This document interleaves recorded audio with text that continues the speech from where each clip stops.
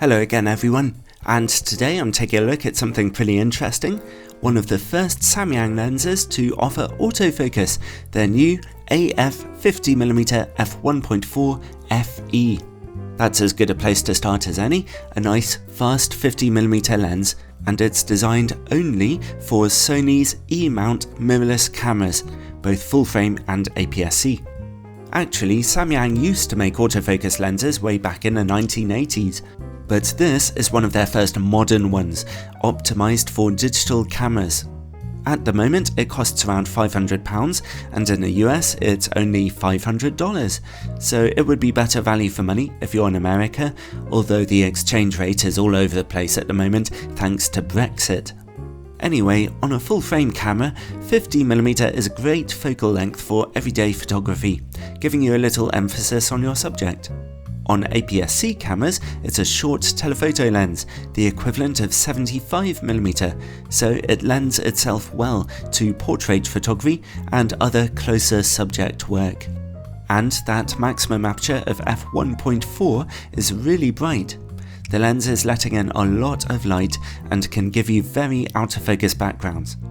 I'm a bit of a fan of Samyang's original 50mm f1.4 lens for reflex cameras, as it's fairly sharp and has nice bokeh, but as I mentioned before, this autofocus lens currently only comes in Sony E-mount, so it's for Sony's mirrorless cameras only.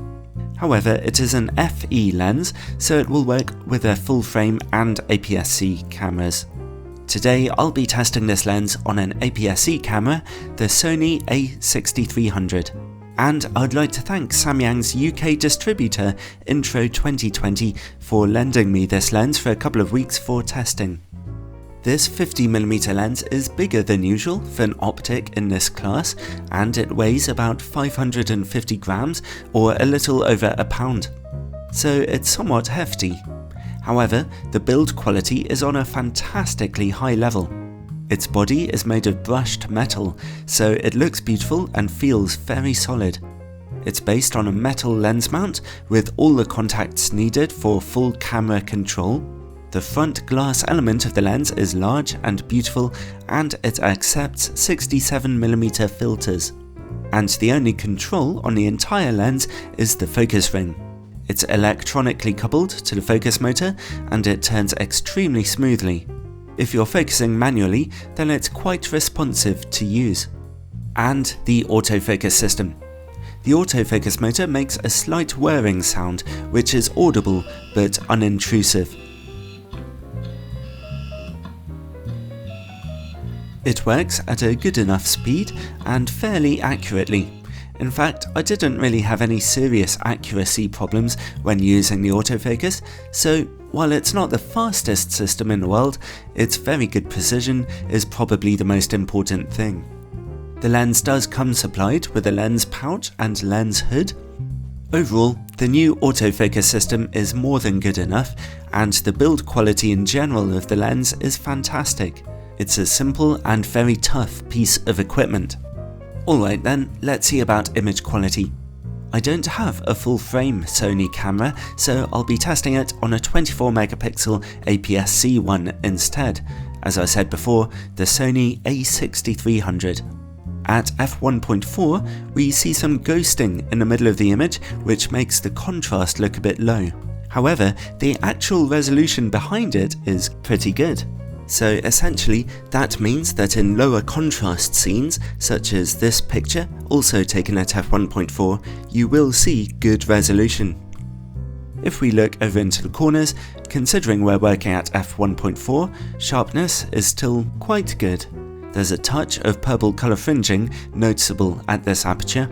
Stop down to f2 though, and we see a lot more contrast in those corners, and lots more sharpness and contrast back in the middle.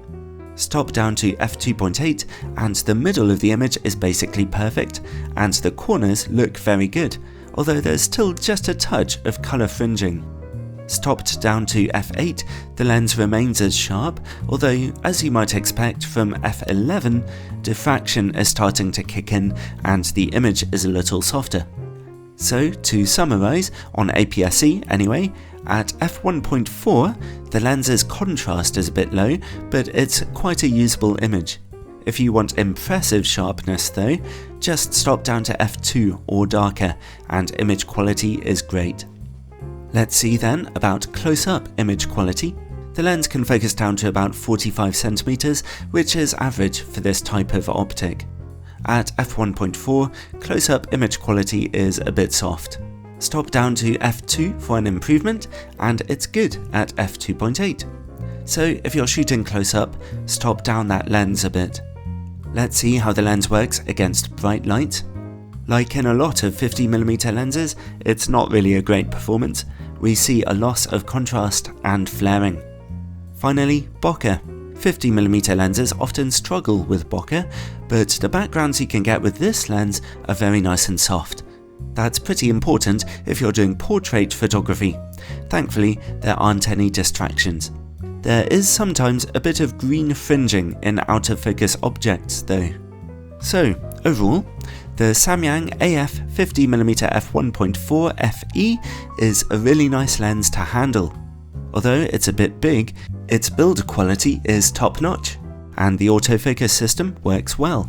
Optically, it's quite a usable lens at f1.4 and nice and sharp the moment you begin to stop down its aperture. Its close-up image quality and its work against bright lights are not so good, but the quality of its bokeh is a real strength, so you'll be getting some very pleasant looking pictures.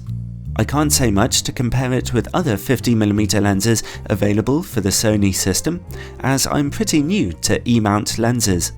But this offering from Samyang works very nicely and gets you striking images down to f1.4. Hopefully, I'll be able to test it on a full-frame Sony camera one day. I can recommend it.